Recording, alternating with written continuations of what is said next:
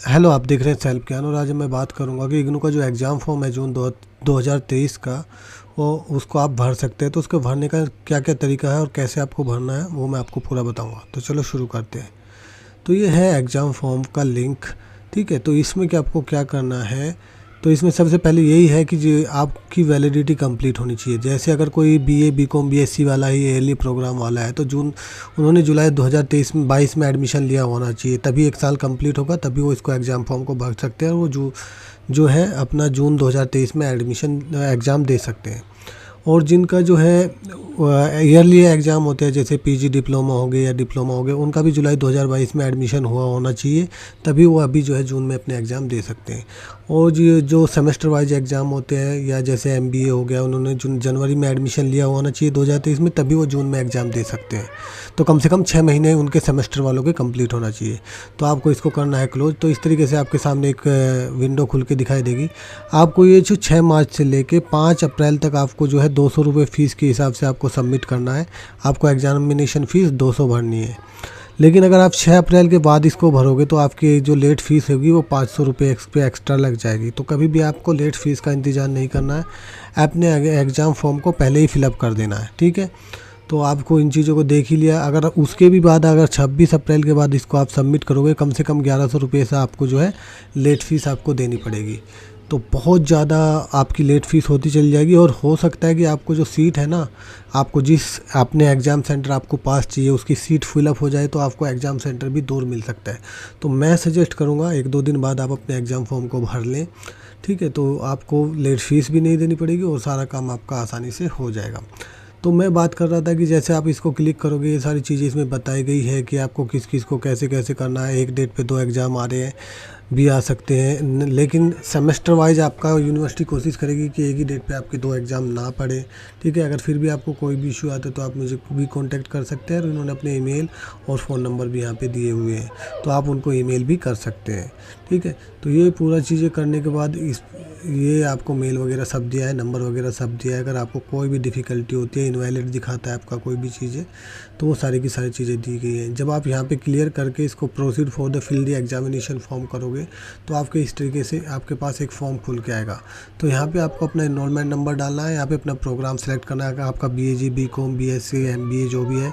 उसके बाद आपको रीजन सेलेक्ट करना है। ये रीजन वो है कि आप एग्ज़ाम कहाँ पे देना चाहते हैं। बहुत सारे स्टूडेंट ऐसे होते हैं जो ऑल इंडिया में एग्ज़ाम देते हैं, जैसे कभी वो छुट्टी पे रहते हैं तो घर पे एग्ज़ाम देते हैं, कभी अपने दूसरे स्टेट में एग्ज़ाम देते हैं। तो जहाँ पे भी एग्ज़ाम देना चाहते हैं, सपोज आप अभी दिल्ली के रहने वाले हो लेकिन आप जून में बेंगलोर जा रहे हो, तो यहाँ पे आपको बेंगलोर अपना रीजन सेलेक्ट करना पड़ेगा, तभी उसके अंदर आपको दूसरे वहाँ के जो कॉलेज है जहाँ पे आप एग्ज़ाम दे सकते हो तो वो दे सकते हो। तो ये हो गया उन स्टूडेंट के लिए जो जहाँ पे ऑल इंडिया में कहीं पे भी एग्ज़ाम देते हैं, ट्रांसफरेबल जॉब रहता है आर्मी के जैसे, तो वो अपने कहीं पे भी एग्ज़ाम दे सकते हैं। जस्ट आपको प्लान करना है कि आप उस टाइम पे कहाँ पे रहेंगे। जून में रहेंगे तो वहीं के आप एग्ज़ाम फॉर्म भर सकते हैं। ये सारी चीज़ें फिलिप करने के बाद आपको एक कैप्चा कोड डालने के बाद सबमिट करोगे तो इस तरीके से आपकी सारी चीज़ें आपको दिखाई देंगी।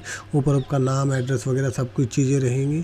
उसके बाद आपको अपना एग्ज़ाम सेंटर सेलेक्ट करना है। यहाँ से इस पर आप जैसे ही क्लिक करोगे, हमने क्योंकि दिल्ली सेलेक्ट किया तो उसके अंदर ये सारे के सारे कोड दिखाई दे रहे हैं। आपको जिस एरिया में एग्ज़ाम देना चाहते हो उस रीजनल सेंटर को सिलेक्ट करोगे तो उसके अंदर जो कोड है वो आपको सारे दिख जाएंगे। आपके पास में जो भी कोड होगा उसको आप सिलेक्ट कर सकते हैं उस एग्ज़ाम सेंटर को, और वहाँ पे अपना एग्ज़ाम फॉर्म फिलअप कर सकते हैं। तो आपको जितनी जल्दी आप भरोगे तो आपके पास का जो नज़दीकी आपका रीजनल से आपका जो एग्ज़ाम सेंटर है वो आपको अलॉट हो जाएगा। अगर आप लेट करते जाओगे तो हो सकता है वहाँ पे फिलअप हो जाए, तो फिर आपको दूसरा एग्ज़ाम सेंटर मिलेगा। यहाँ पे आपको आप अपना एड्रेस चेंज करना चाहते हो या नहीं, यहाँ पे अपनी डेट ऑफ बर्थ, यहाँ पे अपना जेंडर, ईमेल आईडी, ठीक है। और यहाँ पे आपको सावधानी से सिलेक्ट करना है। आपको सारे के सारे कोर्स आपको दिखाई देंगे कि आपको कौन सा आप देना चाहते हो, कौन सा नहीं देना चाहते हो। तो आपको सावधानी से सिलेक्ट करना है।